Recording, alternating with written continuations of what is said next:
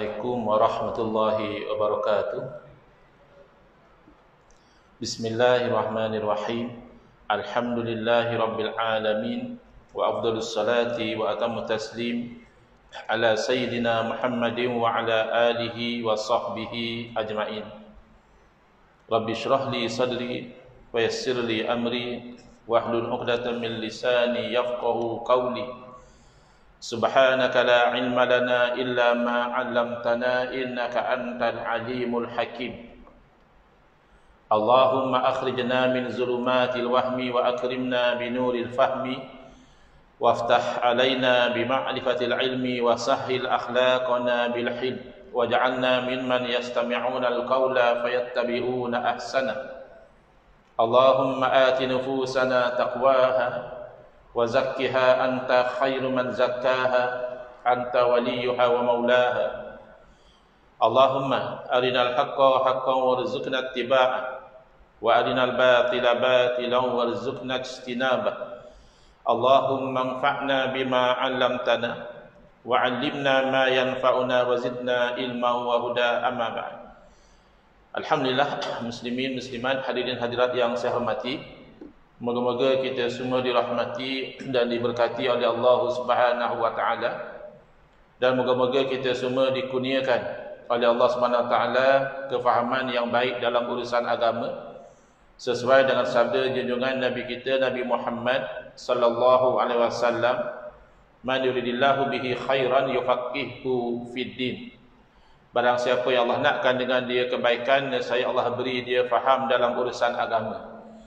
Dan moga-moga kita semua dikurniakan oleh Allah Subhanahu wa taala akhlak yang mulia sesuai dengan sabda Nabi sallallahu alaihi wasallam, innama bu'istu liutammima makarimal akhlak. Hanya saja saya dibangkitkan demi untuk menyempurnakan kemuliaan akhlak. Alhamdulillah, malam ni insya-Allah kita akan menyambung pengajian kuliah Maghrib bulanan hari Selasa yang kedua anjuran surah Jumaat An-Naim seksyen 5 Wangsa Maju menggunakan kitab Kekeliruan Umat. Inilah jawapannya susunan Al-Fadhil Ustaz Muhaddir bin Haji Jun, hafizahullah ta'ala wa nafa'ana bihi wa bi'ulumihi fid daraini amin. Kita sampai ke muka surat 222, fatwa mufti kerajaan Johor, mufti yang lama dahulu, iaitu Datuk Said Sheikh Alawi bin Tahir Al-Haddad rahimahullah ta'ala.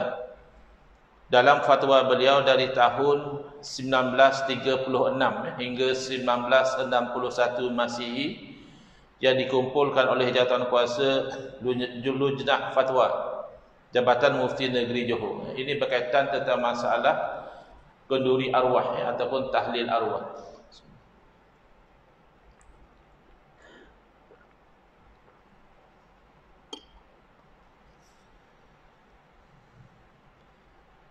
Jadi kenduri atau tahlil arwah ini ada dua elemen yang utama, iaitu elemen memberi makan dan elemen berzikir.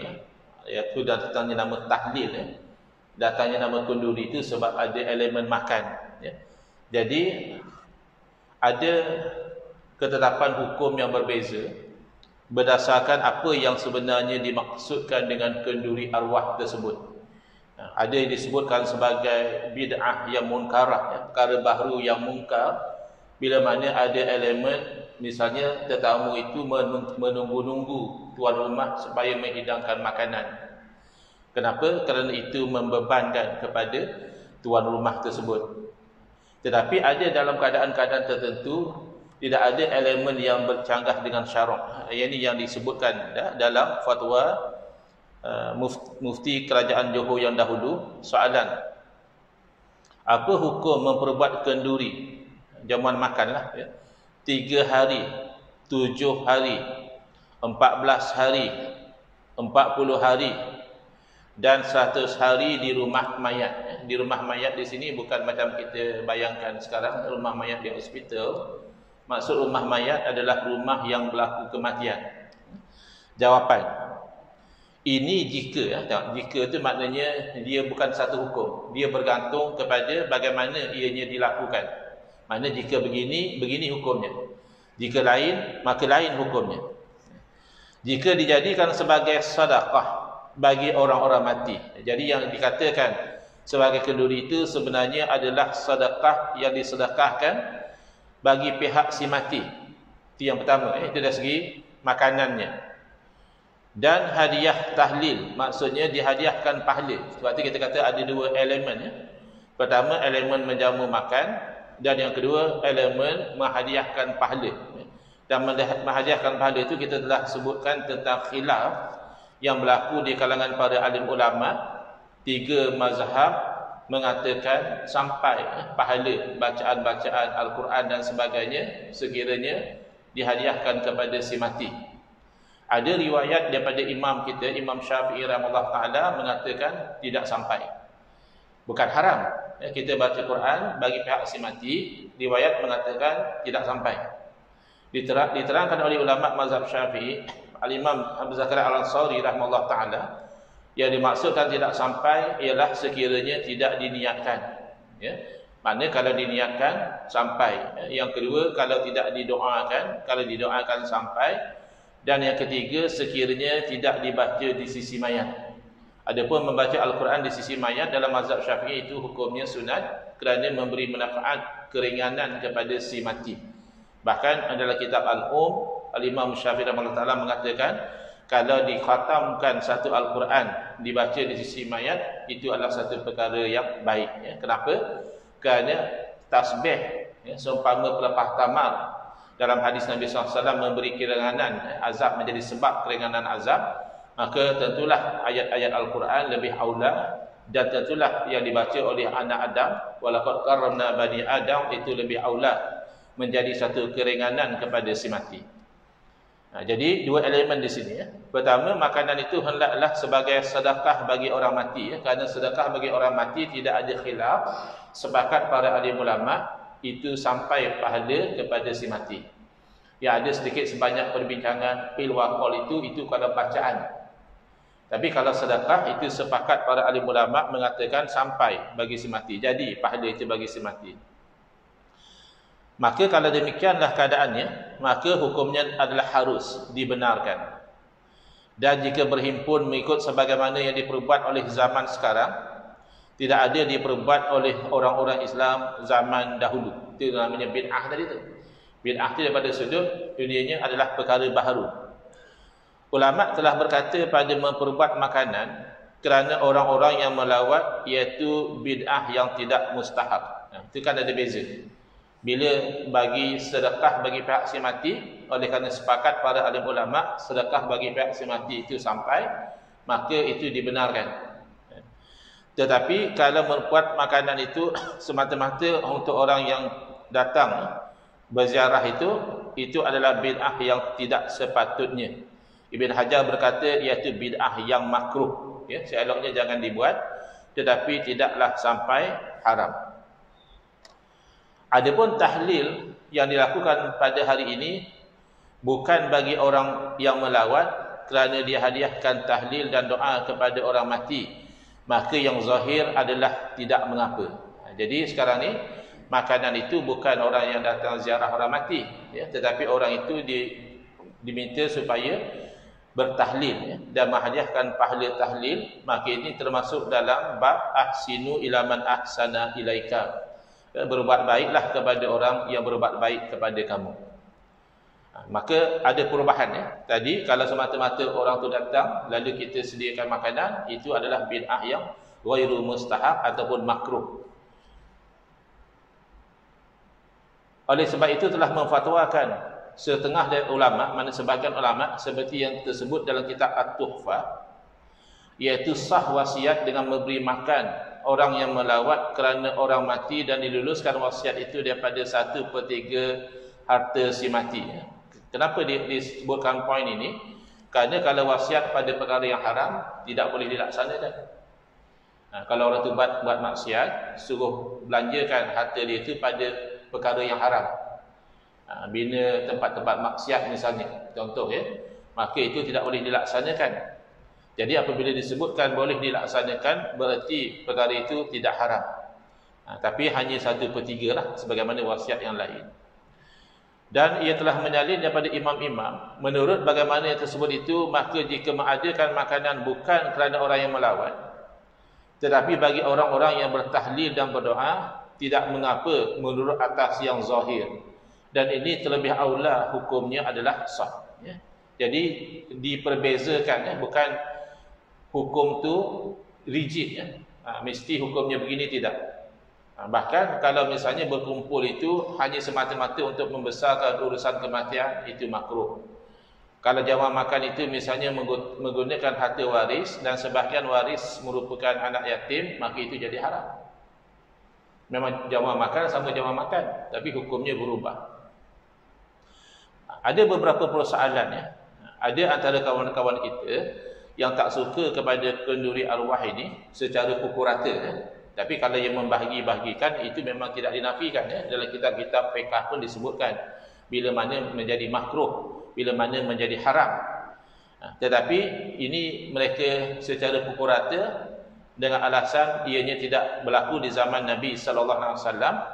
Lalu antara apa yang mereka bawakan adalah kata mereka Imam Syafi'i sendiri mengharamkan, ya, tahlil arwah. Ini yang selalu dipopularkan, ya.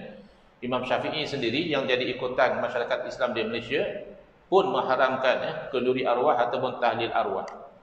Alasan kerana Al-Imam Syafi'i rahimahullah taala mengharamkan apa yang dipanggil sebagai maktam, ya. Kerana sebagaimana yang disebutkan, disepakati perkara ini sebagaimana yang diamalkan sekarang belum berlaku lagi di zaman dahulu. Di zaman Imam Syafi'i rahimahullah taala macam yang kita buat sekarang ini belum berlaku. Tapi ada yang dinamakan maktab, ya, telah berlaku di zaman Imam Syafi'i rahimahullah taala, iaitu perkumpulan di rumah si mati. Dan maktab ini adalah perkumpulan untuk meratapi mayat, ya. Ia boleh menambah kesusahan dan kesedihan keluarga si mati. Sebab itu Imam Syafi'i rahimahullah taala mengatakan perkumpulan itu sendiri sudah haram, sama ada selepas itu berlaku orang meratap ataupun tidak berlaku, maka dilarang, ya. Kerana ia adalah wasilah kepada perkara yang haram. Apa yang haram? Meratap. Dipanggil dalam bahasa Arab an-niyahah. Kerana meratap ini ada elemen tidak redha dengan takdir Allah Subhanahu Wa Taala. Adapun menangis kerana sedih itu dibenarkan. Biasalah manusia, orang yang dia sayang meninggal dunia, dia rasa sedih. Dan naturally bila sedih itu manusia ni mengalirkan air mata. Jadi sekadar dia menangis mengalirkan air mata itu tidak niyahah. Niyahah ini biasanya akan melibatkan kata-kata yang menunjukkan kepada tidak redha. Ya, misalnya, kenapa engkau ambil anak aku misalnya. Ataupun kalau budaya orang Arab, dia ambil pasir tabur atas kepala, atau dia koyakkan baju. Ya, itu namanya niyahah. Itu hukumnya haram. Maka berkumpul atas jalan perkara yang membawa kepada yang haram, maka lil wasaili hukmul maqasid. Bagi wasilah itu hukum tujuan, ya. Tujuannya haram, maka wasilah itu juga adalah haram. Adapun majlis tahlil bukan maktam, ya. Sebagaimana yang kita lakukan sekarang, ia hanya berkumpul untuk berzikir dan menghadiahkan pahala kepada si mati, yang mana menurut jumhur ulama pahala itu sampai, ya. Paling-paling kita kata masalah khilafiyah. Masalah yang ada khilaf, baca Quran bagi si mati sampai ke tak sampai, sebahagian kata sampai, sebahagian kata tak sampai. Tak sampai bukan berarti haram. Tak sampai berarti bila dibaca, yang membaca dapat pahala, yang dihadiahkan pahala tidak dapat. Jadi itu yang kita nak faham, ya, supaya tidak berlaku kekeliruan dan juga perbalahan. Orang yang berada dalam majlis tahlil melakukan sesuatu yang suruhan yang murni, iaitu berzikir, membaca Al-Quran dan berdoa. Jadi kalau kita ambil kira khilaf tadi pun, persoalannya sama ada mereka baca Quran dapat pahala pada diri sendiri, ataupun mereka baca Quran dapat juga pahala kepada orang yang telah meninggal dunia. Itu saja isu dia.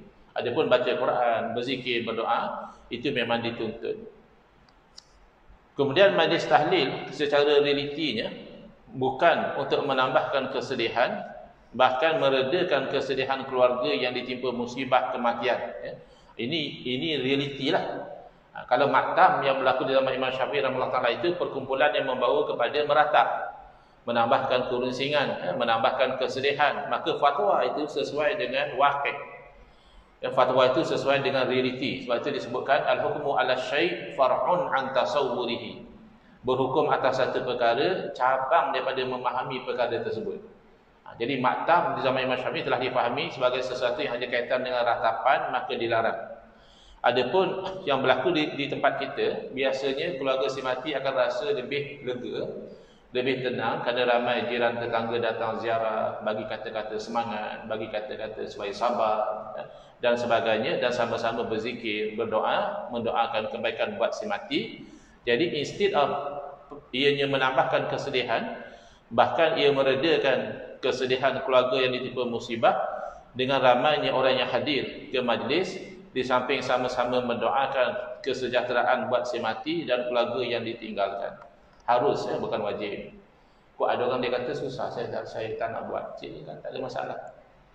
Bukan wajib melakukan kunduli arwah atau tali arwah ini. Ulama hanya mengatakan dalam keadaan seperti ini boleh. Tapi kalau dalam keadaan yang sebagaimana yang disebutkan sebelum ini, itu menjadi makruh. Bahkan dalam keadaan tertentu boleh menjadi haram. Ataupun sebahagian orang di zaman sekarang, dia tidak lagi menjemput orang datang ke rumah dia untuk bertahlil, tapi dia buat permintaan kepada jemaah masjid atau surau, minta tahlil untuk suami dia meninggal atau untuk ayah yang meninggal, pun boleh. Sama ada dia nak sedekah makanan, itu sepakat, pahalanya jadi bagi semati, atau tidak mahu bersedekah juga terpulang. Sebaliknya kadang-kadang tuan rumah akan bertambah sedih jika orang tidak hadir ke majlis dia. Katakanlah dia buat majlis untuk sedekah makanan kepada orang ramai, tiba-tiba tak ada orang datang. Atau dia sediakan makanan untuk 50 orang, yang datang 5 orang. So ini sebenarnya lebih menyedihkan kepada tuan rumah tersebut. Jadi kita kena fahamlah yang mana ulama kata makruh dalam keadaan macam mana, yang ulama kata haram dalam keadaan macam mana, yang ulama kata boleh dalam keadaan macam mana, supaya tidak berlaku kekeliruan.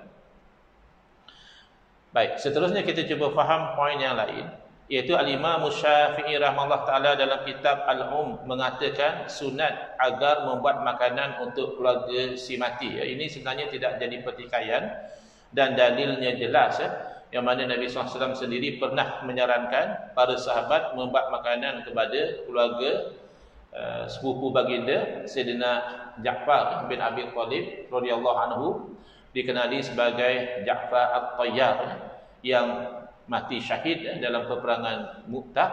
Nabi SAW menyarankan ij'alu li ali Ja'farin ta'ama, sediakanlah makanan buat keluarga Ja'far, yakni keluarga si mati. Ini memang tidak dipertikaikan, sunat. Kenapa sunat?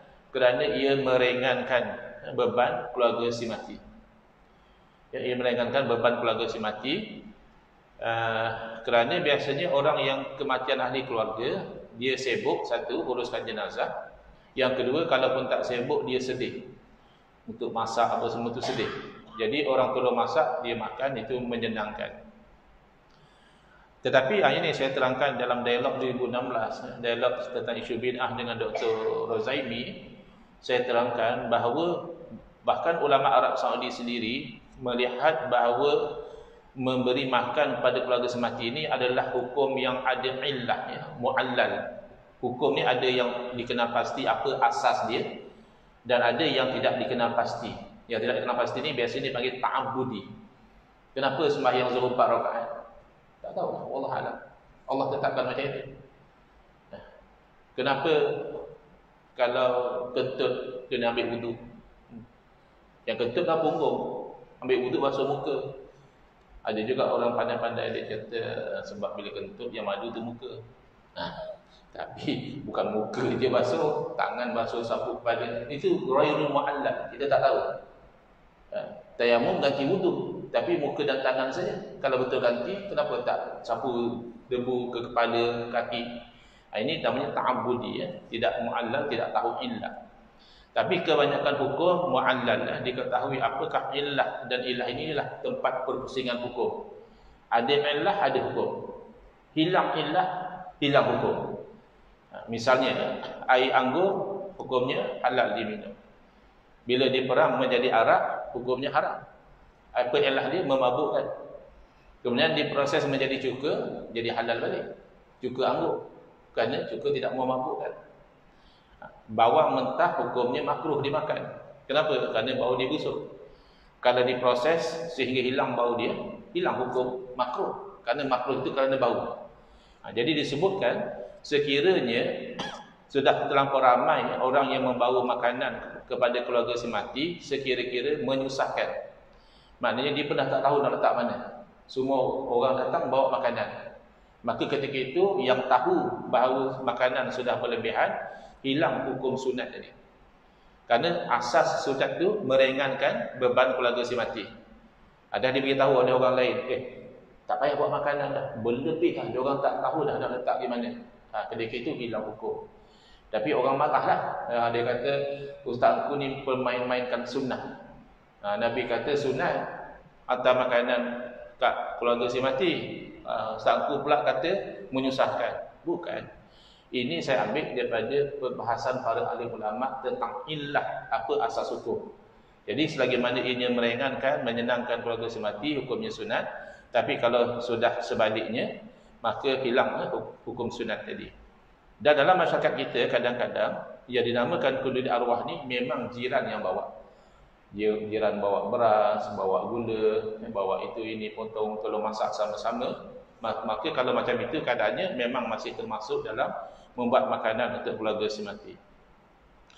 Walaupun hukumnya sunat untuk orang ramai membuat makanan kepada keluarga si mati, tapi tidak ada talazum, maknanya tidak semestinya automatik keluarga si mati haram pula memberi makanan kepada orang ramai. Ya. Boleh jadi haram misalnya tadi dengan mengambil duit anak yatim lalu dijamu orang makan. Oleh kerana mengambil duit anak yatim itu haram, maka penggunaannya juga menjadi haram. Tapi kalau misalnya keluarga si mati dengan sukarela, bukan kerana dipaksa oleh orang, dan tanpa menggunakan wang yang haram, mereka secara sukarela, misalnya orang yang ada kesenangan, dia kontak caterer misalnya, saya nak tempah makanan sekian, nak sedekah pada orang ramai, maka itu dibolehkan, bahkan hukumnya kekal lah, hukum menjamu makan adalah sunat. Begitu juga bukanlah berarti orang yang hadir haram untuk makan makanan yang disediakan oleh keluarga si mati. Menjadikan makan kepada tetamu ini adalah termasuk dalam sedekah daripada keluarga si mati. Ini boleh cek fatwa Arab Saudi sendiri ya. Membolehkan kalau tetamu datang untuk kita itu menjamu makan atas dasar ikramud dhaif, ikramud dhuyuf. Kadang-kadang kan bila berlaku kematian, ada keluarga, kalau contohlah kita kat Malaysia ni yang meninggal di Wangsa Maju, ada keluarga datang daripada Kedah, keluarga datang daripada Johor. Jadi mereka tu jadi tetamu kepada kita. Masih kita itu disunatkan untuk menjamu mereka makan sebagaimana sunat kita menjamu tetamu dalam keadaan biasa untuk makan. Tetapi sama juga kalau misal kata keluarga tu dalam keadaan tidak ada kesempatan, maka lebih baik orang lain yang menyediakan makanan buat mereka. Rasulullah SAW sendiri setelah mengkebumikan jenazah pernah dijemput makan oleh keluarga si mati dan baginda serta para sahabat memakannya. Ini boleh cek dalam perbincangan kita yang lalu. Bukanlah Nabi SAW makan sampai habis, tidak. Nabi SAW baru nak makan, tapi dapat perkhabaran daripada Jibril alaihissalam bahawa makanan itu diambil bukan dengan izin tuannya. Jadi Nabi SAW tak makan tu bukan kerana ianya jamuan selepas kematian, bukan. Memang Nabi SAW nak makan dah, tapi dapat wahyu mengatakan makanan itu diambil bukan dengan izin tuan dia. Sebab masa nak cari kambing tu, tempat jual kambing tak ada. Akhirnya dapat tahu jiran ada beli kambing, minta untuk beli dengan jiran tak ada. Isteri jiran pandai-pandai kata tak apalah, ambil. Padahal kambing tu milik suami dia. Jadi tak sah lah. Jual beli itu tak sah. Jadi Nabi SAW tak jadi makan atas sebab itu ya. Bukan atas sebab ianya jamuan yang dibuat selepas dari kematian. Baik, elemen yang kedua tentang tahlil ataupun kenduri arwah ni adalah elemen bacaan ya. Tadi elemen makanan, iaitu bacaan Quran, tahlil dan sedekah kepada orang mati. Soalan, apakah doa, bacaan Quran, tahlil dan sedekah itu pahalanya akan sampai kepada orang mati? Jawapan, semuanya sampai kepada semati berdasarkan dalil-dalil tersebut. Ini kita tak sebut tentang khilaf tadilah ya. Ini pandangan jumhur ulama. Yaitu firman Allah Ta'ala, walladzina ja'u min ba'dihim yaquluna rabbana ighfir lana wa li ikhwanina alladzina sabaquna bil iman. Orang-orang Islam yang datang selepas daripada generasi sebelum mereka, mereka berdoa, wahai Tuhan kami, ampunkanlah bagi kami dan bagi saudara-saudara kami yang telah mendahului kami di kalangan orang-orang yang beriman. Berarti dalam Quran sendiri menunjukkan bahawa doa buat orang meninggal dunia ini dianjurkan. Jadi kalau doa untuk si mati tak ada manfaat, seolah-olah dianjurkan perkara yang sia-sia. Bahkan dalam salat jenazah juga kita mendoakan si mati. Kalau memang doa untuk orang mati tak ada manfaat, kenapa kita dianjurkan berdoa untuk si mati dalam salat jenazah? Takkan syariat anjurkan kita buat benda yang sia-sia. Itu yang diceritakan tu. Tapi cerita betul ke cerita rekaan, Allah alam lah. Katanya imam tu doa kan, ya Allah ampunkanlah dosa dia, masuk ke dalam syurga. Jadi anaknya marah.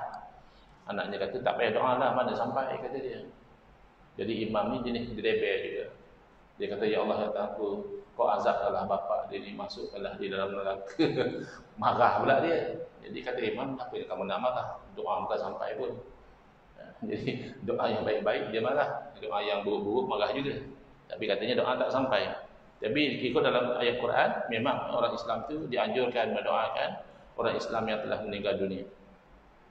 Dalam hadis, Nabi SAW pernah mengajarkan doa yang perlu dibaca untuk mayat. Daripada Abu Malik sesungguhnya dia berkata, salat Nabi SAW ala janazatin yaqulu Allahumma ighfir lahu warhamhu wa'fu anhu. Ini argument yang kita sebutkan tadi. Kalaulah doa kepada semati tidak memberi manfaat atau tidak sampai, kenapakah kita dianjurkan mendoakan untuk orang yang telah meninggal dunia, khususnya dalam salat jenazah? Hadis daripada Utsman bin Affan radhiyallahu anhu berkata, kana Nabi SAW idza fara min dafnil mayyiti wa qafa alaihi wa qala istaghfiru li akhikum wa salu lahu tasbita fa innahu al-ana yus'alu.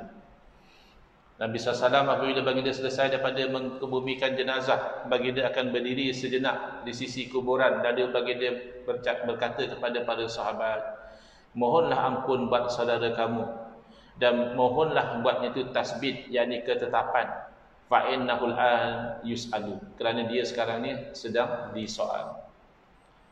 Keterangan, jika istighfar dan doa tidak dapat memberi manfaat kepada si mati, nescaya Rasulullah SAW tidak akan menyuruh para sahabat untuk berbuat demikian. Tentang sedekah, kenapa pada ulama tidak ada khilaf? Kerana dalilnya jelas. Sa'ala rajulun an-nabiy SAW faqala ya Rasulullah inna ummi matat yanfa'uha in tasaddaqtu anha. Qala SAW na'am. Seorang lelaki bertanya kepada Nabi SAW, wahai Rasulullah, sesungguhnya ibu saya telah meninggal dunia, adakah memberi manfaat kepada dia sekiranya saya bersedekah bagi pihaknya? Lalu Nabi SAW menjawab, na'am, ya. Jadi sebab itu para ulama tidak khilaf kalau tentang sedekah. Persoalan dan jawapan. Bagi orang yang mengatakan tak sampai pahala, dia menggunakan dalil wa allaisa lil insani illa ma sa'a. Bahwasanya tidak ada bagi seseorang manusia itu kecuali apa yang dia usahakan. Jadi tak sampailah pahala. Sebab yang baca Quran orang lain, yang tahlil orang lain, dan selawat orang lain. Quran kata tidaklah seorang itu dapat melainkan apa yang diusahakan. Ini bukan usaha dia. Itu hujah mereka. Dijawab, dalam tafsir At-Tabari dijelaskan bahawa ayat tersebut diturunkan ketika Walid ibn Mughirah masuk Islam, diejek oleh orang musyrik, dan musyrik tadi berkata, kalau engkau kembali kepada agama kami dan memberi wang kepada kami, kami akan menanggung siksaanmu di hari akhirat. Jadi itu sebab nuzulnya. Jadi ayat ini menunjukkan bahawa seseorang itu tidak boleh menanggung dosa orang lain, dan seseorang itu akan mendapat balasan atas apa yang telah dia kerjakan. Ia bukanlah bererti menghilangkan pekerjaan orang lain untuk dia, seperti doa kepada orang mati dan sebagainya memberi manfaat. Dan mengikut Sayyidina Allah bin Abbas, ayat tersebut hukumnya telah dimansuhkan dengan ayat surah At-Tur yang mafhumnya orang-orang yang beriman dan anak cucu mereka mengikuti mereka dalam keimanan, kami pertemukan anak cucu mereka dengan mereka. Maka Allah Ta'ala memasukkan anak kecil ke syurga kerana kebaikan orang tuanya. Jadi kata Sayyidina bin Abbas, hukum dalam ayat yang sebelumnya itu telah dinasahkan oleh ayat yang selepas itu. Wallahu a'lam. Bismillahirrahmanirrahim. Alhamdulillahirabbil alamin wassalatu wassalamu ala asyrofil anbiya'i wal mursalin wa ala alihi washabbihi ajma'in. Allahumma shrah sudurana wa ahsin akhlaqana wa azim ujurana wa nawwir qulubana bi nuri hidayatika kama natarda bi nuri syamsika abadan abada bi rahmatika ya arhamar rahimin. Walhamdulillahirabbil alamin. Amin ya rabbal alamin.